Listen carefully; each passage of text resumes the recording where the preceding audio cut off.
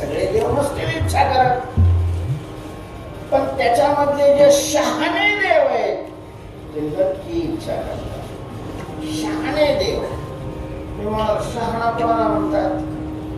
शहाणा त्याला म्हणतात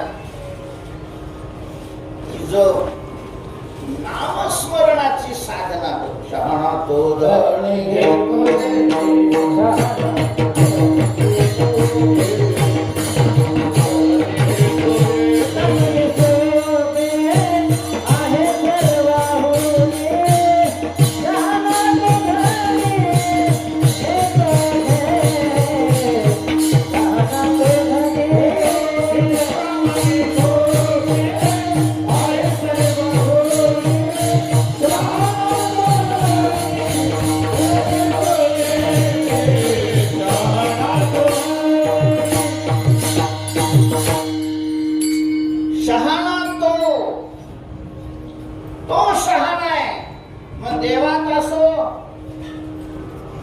माणसात असो वा पशु पक्ष्यामध्ये असो, शहाणा तो आहे कोण? जो येथे धनी घेतो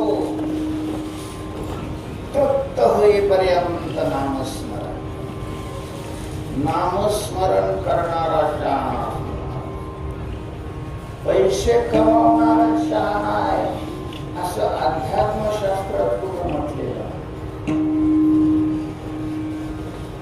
सत्ताधीश शहाणा आहे असंही नाही म्हटलेलं. लय शिकलेले शहाणे असतात असंही नाही म्हटलेलं. शहाणा मानणं वेगळं आणि शहाणा असणं वेगळं. शहाण्याचं लक्षण तुकोबाऱ्यांनी केलेलं आहे.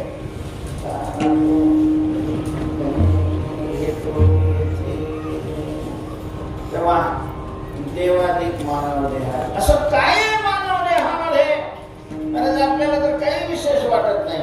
आपल्यामध्ये असे कितीतरी अशा प्रकारचे दुर्दैवी माणसं आहेत की ही असलेला देह संपून टाकतात.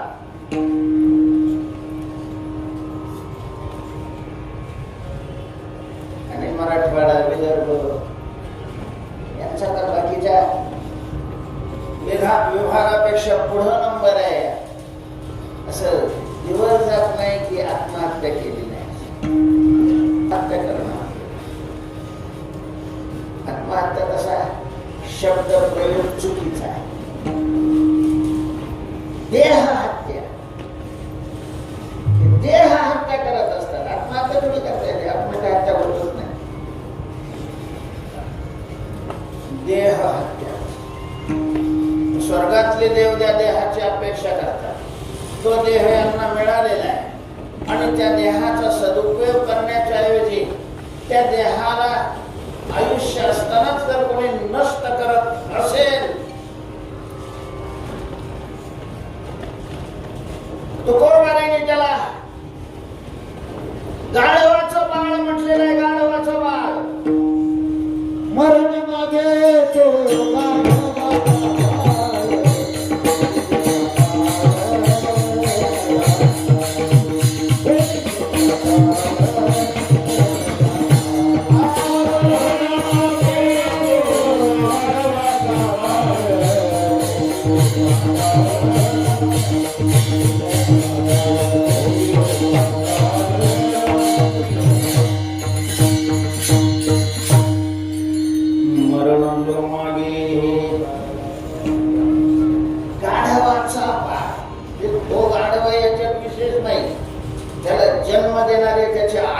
सुद्धा काय गाढव आहे, त्यांनी जन्म दिला, संस्कार नाही दिले, ज्यांनी मुलाला जन्म दिलेला आहे त्यांच्यावर ही जबाबदारी आहे की त्यांना चांगले संस्कार देणं गरजेचं आहे. ज्याला संस्कार देणं होत नाही त्यांनी पिंपळावर बसलेलं चांगलं.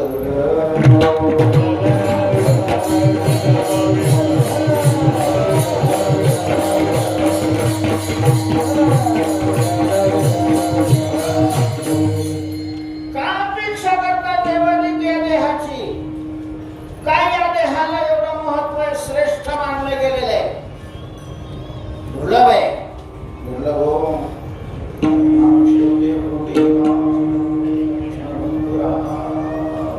कारण आहे काय? कारण आहे 83,99,999 जे देह आहेत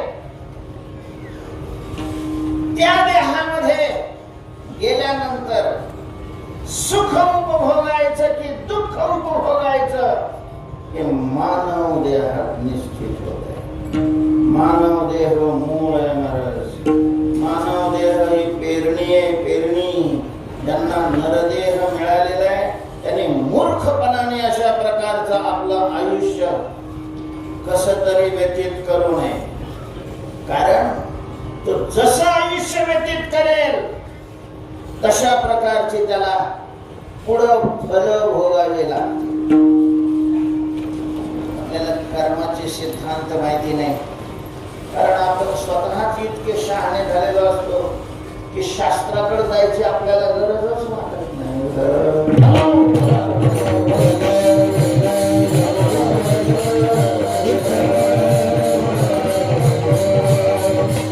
म्हणून ज्ञानोबारे निक्षून सांगतात, म्हणून का बाबा जया अति आपुली कृपा तेने वेदाची निरोपा आन न कीजे. काय करण्याला योग्य आहे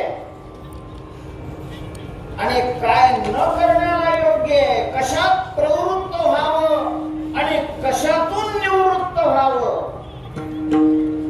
हे ठरवण्याला प्रमाणभूत अशा प्रकारची आपली बुद्धी नाही. काय कळतं आपल्याला? किती कळतं आपल्याला? मागच्या जन्मी कोण होता तुम्ही सांगू शकता? पुढच्या जन्मात कोण होणार आहे हे तरी कळतंय का? आपल्यातले बरेच शहाणे असे ते पुनर्जन्मच मानत नाही. म्हणजे आश्चर्य हे ती गळ्यात माळ घातलेले. आश्चर्य हे की ज्ञानेश्वरीच्या पारायणाला बसतो, कथा कीर्तन ऐकतो नाही, सांगतो. सांगणारे शहाणे असतात असं माझा दावा नाही. कीर्तन सांगणं ही एक कला आहे. दुनिया झुकती है, झुकाने वाला चाहिए. साधू संतांनी जगात अध्यात्म ज्ञानाचा, भक्तीचा प्रचार प्रसार करण्याकरता कीर्तनाचं माध्यम हे निवडलं. नाचो कीर्तनाचे रंगी नामदेवांनी कीर्तन केलं, नारद महर्षी कीर्तन केलं, ज्ञानोबांनी कीर्तन केली. आणि त्यामुळं कीर्तन या साधनेला समाजामध्ये अनन्य साधारण अशा प्रकारचं महत्व प्राप्त झालं. साधू संतांनी कीर्तन केली म्हणजे कीर्तन करणारे साधू संत असतात असं नाही. साधू लोक भगवत वस्त्र अंगावर धारण करतात म्हणून भगवानावर धारण करणारे साधू असतात असं नाही मानताय. पोलिसी ड्रेस घातलेली समाजाचे रक्षक असतात म्हणून पोलिसी ड्रेस घातलेले सगळेच रक्षक आहेत असं नाही.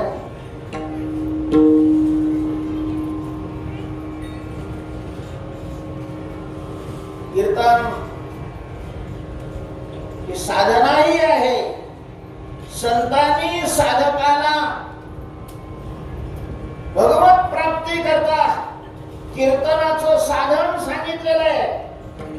अनेक नका करू चेष्टा, व्हाल कष्टा वर पडा, सुखे